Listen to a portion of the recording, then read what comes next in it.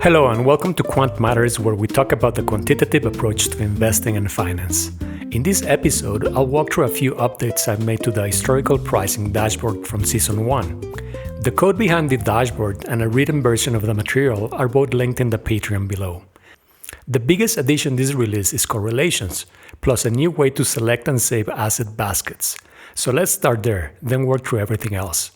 If you don't plan subscribing, already have your own dashboard, or are planning to build your own, I hope this episode at least gives you a sense of the structure and issues you might run into along the way.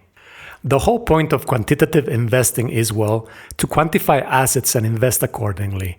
To do that, we need a place to store and review asset information, and that's what this dashboard is for. You can screen and filter assets by different quantitative metrics, like absolute performance, alpha, and beta, over specific time periods, year to date, last month, or a custom range.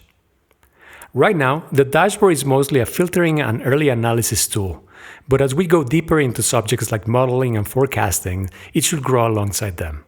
So that's the current state of the dashboard. Let's get into what's new.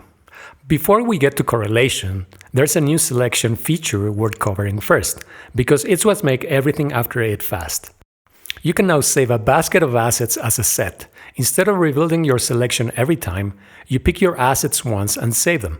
That means checking correlation on a basket you care about is a sub-minute process, not something you rebuild from scratch each time. It's simple for now, but it's also the foundation for more complex things down the road. Selecting assets for portfolios and backtests will build on this same system. With a saved set, calculating correlations for the basket and displaying them as a matrix takes seconds. As a reminder, correlations matter because if you want a diversified portfolio, lower correlation between your holdings generally means lower risk. We don't have portfolios yet, but you can already use the correlation matrix on a small basket to see what moves together and what doesn't. Correlations for bigger baskets start to lose their usefulness. Here's a portion of the correlation matrix for hundreds of assets, for instance. At that scale, they're really only useful when you fit them into a forecasting model, but you can still export and sort them if you want to explore on your own. That covers the two biggest additions. The rest of this update is more about making the dashboard easier to run and extend yourself. There's now an AGENTS.md file that gives instructions to AI coding tools about the codebase, including how to install and run it. That means you can set up your dashboard interactively. It takes about 5 to 10 minutes after cloning the repo, and the experience is a lot less painful. Likewise, if you want to extend the dashboard, you can point your coding agent to the agents, changelog, and README files to give it richer context. Once you have your dashboard and database set up, the next step is populating the tickers table. In the previous release, that meant using a custom script and adding tickers one at a time. It worked, but it wasn't ideal. In this release, we now have ticker import and export functions.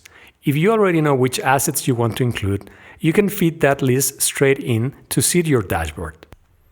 The repo also includes a ready-to-import list of hundreds of tickers, covering the S&P 500, major ETFs, cryptocurrencies, and indexes. You still need to do the ingestion, but the process is simpler. You can also export your own tickers list, so it's portable across setups. Speaking of exporting, you can now also export the metrics for your chosen assets.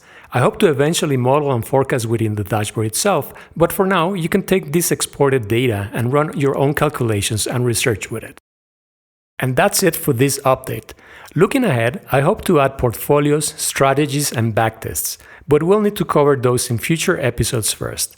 There's also no charting yet, since the focus so far has been on metrics, but that might be a worthy addition too. If you have any requests or suggestions, leave a comment here or on Patreon. I hope this was useful, whether you want to build your own dashboard or use this one. Next episode, we'll be talking about linear regression and trendline forecasting.